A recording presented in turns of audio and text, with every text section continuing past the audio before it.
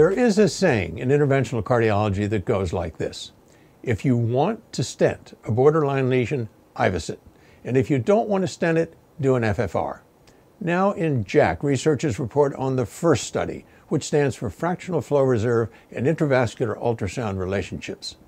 The study tried to determine the optimal minimum lumen area by intravascular ultrasound that correlates with fractional flow reserve and to assess the correlation between virtual histology, IVUS, and FFR for intermediate coronary lesions.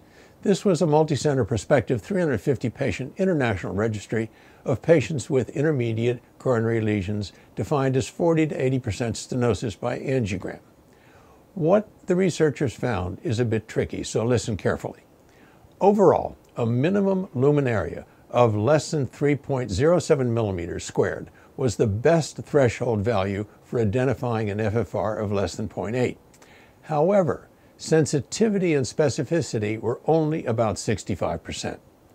The accuracy improved when reference vessel specific analyses were performed. A minimum lumen area of less than 2.4 millimeters squared was best for reference vessel diameters less than 3 millimeters. A minimum lumen diameter of less than 2.7 millimeters squared for reference vessel diameters of 3.0 to 3.5 millimeters, and a minimum lumen diameter of less than 3.6 millimeters squared was good for reference vessel diameters greater than 3.5 millimeters. It comes as no surprise that FFR correlated with plaque burden, but not with other plaque morphology. So here's the take-home message after all this. Anatomic measurements by IVUS show only a moderate correlation with FFR values. The optimal cutoff for a minimal lumen diameter by IVUS to an FFR of less than 0.8 is vessel size dependent.